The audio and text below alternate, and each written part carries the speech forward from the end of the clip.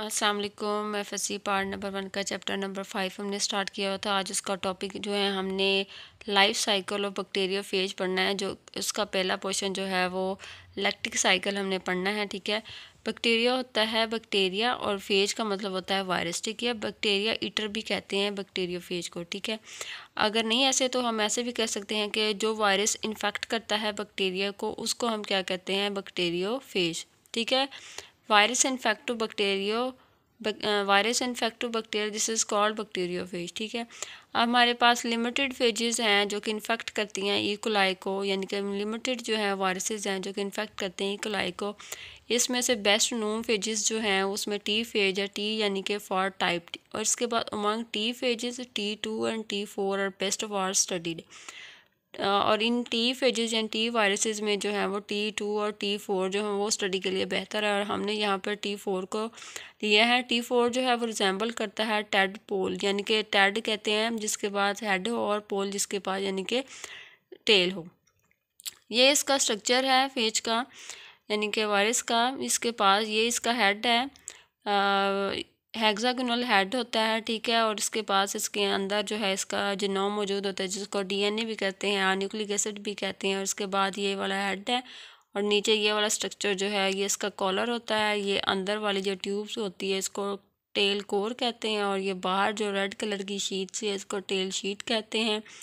यहाँ तक एक कॉलर से ऊपर तक इसको हेड कहना है, टेल शीट और टेल प्लेट तक इसको कहना है टेल कम्प्लेक्स। ठीक है, अब ये टेल प्लेट या एंड प्लेट के नीचे जो होते हैं ये फाइबर्स होते हैं जो कि 6 इन नंबर्स होते हैं जो कि अटैचमेंट में हेल्प करते हैं। ठीक है, अब ये जो वॉल्यूम होता है एक फेज का, एक होस्ट के अंदर 1000 जो है फेजेस होते हैं, यानी कि अगर एक होस्ट जो है उसके कितने फेजेस होते हैं, कितने वायरस होते हैं, जब वो ब्रश करता है तो उसके पास 1000 जो है वो फेजेस होते हैं जो कि ब्रश करके बाहर निकलते हैं मल्टीप्लिकेशन करके। नेक्स्ट जो है इसका हमने स्ट्रक्चर पढ़ना है। स्ट्रक्चर इसका ये है कि इसके पास हेड होता है, मैंने आपको पहले भी बता दिया पिक्चर के अंदर कि हेड जो है वो प्रिज्म हेक्सागोनल इलोंगेटेड या पेरिमिडल शेप में होता है, और nucleus contains of nucleic acid, nucleic acid पर मुश्तमिल होता है। इसके बाद टेल जो है इसके पास कॉलर होता है, अंटीरियर साइड ये वाला ये कॉलर इसके ऊपर हो गया। ठीक है, टेल के ऊपर कॉलर है। ठीक है, इंटीरियर साइड इसको बोलेंगे, और ये एंड प्लेट जो है इसको हम कहेंगे पोस्टीरियर साइड है। ठीक है, ये जो टेल कोर होती है अंदर वाली जो कि प्रोटीन से बनती है, और उसके बाद ये बाहर वाली जो होती है टेल शीट होती है ये भी प्रोटीन से मिलकर बनती है। ठीक है, अब ये एंड प्लेट जो है इसके पास से टेल फाइबर्स होते हैं और 6 इन नंबर्स होते हैं। इसके बाद इनका क्या काम होता है, ये अटैचमेंट में है हमारी, यानी कि जो अटैच होने में हेल्प आउट करते हैं। सही है, अब नेक्स्ट जो है हमने स्टार्ट करना है इसका लैक्टिक साइकिल जो है हमने स्टार्ट करना है बैक्टीरिया का, कि फेज का वो कैसे स्टार्ट करेंगे। फर्स्ट ऑफ ऑल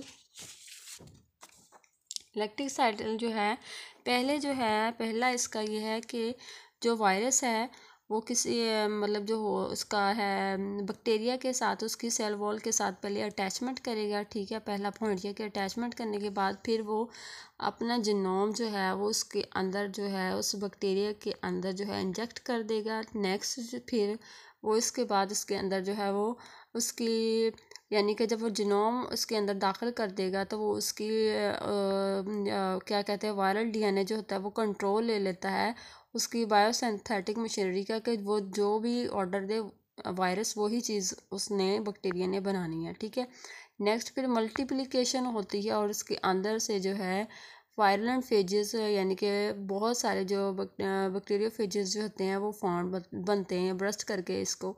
ठीक है, फिर सारे फिर जब वो बर्स्ट करके बाहर निकलते हैं तो इस वायलेंट फेज या लाइटिक्स फेज भी कहते हैं, यानी कि जहरीले फेज। ठीक है, अच्छा अब हम इसको डिटेल से पढ़ेंगे। पहले जो है अटैचमेंट वाला पॉइंट इस तरह है कि bacteriophage is attached at the receptor site on the cell wall of bacterium. Bacterium की साइड, इसकी रिसेप्टर वाली साइड पर सेल वॉल के साथ जो है वो कोई जो है बैक्टीरियोफेज वायरस जो है वो अटैच हो जाता है। उसके बाद उसके साथ वो chemical formation weak chemical union between virion and receptor site, और उसके बाद फिर ये वाला जो बैक्टीरियोफेज है ये इसकी सेल वॉल के दरमियान जो है और वरियोन के दरमियान जो है वो इसके रिसेप्टर साइड के दरमियान जो है वो एक केमिकल बॉन्ड यानी कि एक केमिकल यूनियन बनाता है, ठीक है। इसके बाद फिर ये होता है कि जब वो नेक्स्ट फिर ये अगले पॉइंट में ये है कि पेनिट्रेट जब इसको अपने अंदर करते हैं अपना जिनोम इसके अंदर जो है बैक्टीरिया के अंदर इंजेक्ट कर देता है, लाइसोसोम रिलीज़ हो जाता है यहाँ से एंजाइम एक इसकी वायरस बैक्टीरियोफेज की ये टेल से लाइसोसोम एंजाइम जो होता है वो रिलीज़ होता है जो कि इस बैक्टीरिया की सेल वॉल जो होती है उसका छोटे सा पोर्शन को वो डिज़ोल्व करता है, ठीक है। Lysosome release from the tail which dissolve small portion of cell wall, ठीक है। जब ये अब इसका बैक्टीरियोफेज इसके अपनी टेल से एक एंजाइम लाइसोसोम को निकालता है तो वो इसकी सेल वॉल जो होती है बैक्टीरिया इसको क्या करता है अपने अंदर डिज़ोल्व कर लेता है यानी कि हल कर लेता है। उसके बाद फिर वो अपना जो वायरल डीएनए जो होता है ये वाला इसके अंदर बैक्टीरिया के अंदर इंजेक्ट कर देता है इनटू द होस्ट के अंदर, ठीक है, through contraction of tail sheath and tail core force. ये वाली जो इसकी शीट होती है ना, टेल होती है ना वायरस की, ठीक है, उसके थ्रू और टेल कोर फोर्स के थ्रू जो है वो अपना डीएनए इसके अंदर इंजेक्ट करता है यानी कि पेनिट्रेट कर देता है, ठीक है। नेक्स्ट फिर ये होता है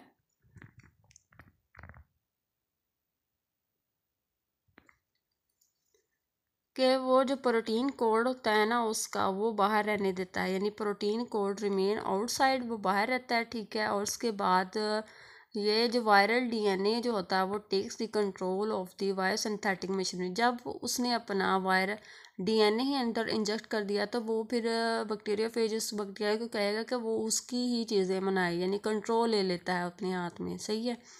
अच्छा which induce the host to synthesize necessary viral component. फिर ये जब वो अपना जिनोम ही इसके अंदर इसने इंजेक्ट कर दिया तो वो कहेगा कि वो इसके ही वायरल कंपोनेंट जो हैं उनको वो ज़रूरी कंपोनेंट्स को बनाए, ठीक है। नेक्स्ट फिर इस पॉइंट को कहेंगे कंट्रोल बायोसिंथेटिक मशीनरी, सही है। फिर स्टार्ट हो जाती है मल्टीप्लिकेशन विद इन 25 मिनट्स के अंदर जो होती है वो 200 जो है न्यू बैक्टीरियोफेज जो है बनते हैं, 200 न्यू जो है वो बनते हैं बैक्टीरियोफेज बनते हैं, ठीक है। वायरल फेज या लाइटिक फेज उसको कहते हैं phase which cause lysis of host they are called violent phase. अच्छा अब मल्टीप्लिकेशन होगी तो वो ब्रस्ट करके बैक्टीरियोफेजेस जो होते हैं वो बाहर निकलते हैं, ठीक है। इस फेज को हम क्या कहते हैं, वायलेंट फेज यानी जहरीले फेजेस जब वो बाहर निकलते हैं या लाइटिक फेज कहते हैं जो कि होस्ट को फाड़ के बाहर निकलते हैं, ठीक है। ये था हमारा आज का लेक्चर, उम्मीद है आपको समझ आ गया होगा। अपना ख्याल रखिएगा, अल्लाह हाफिज़।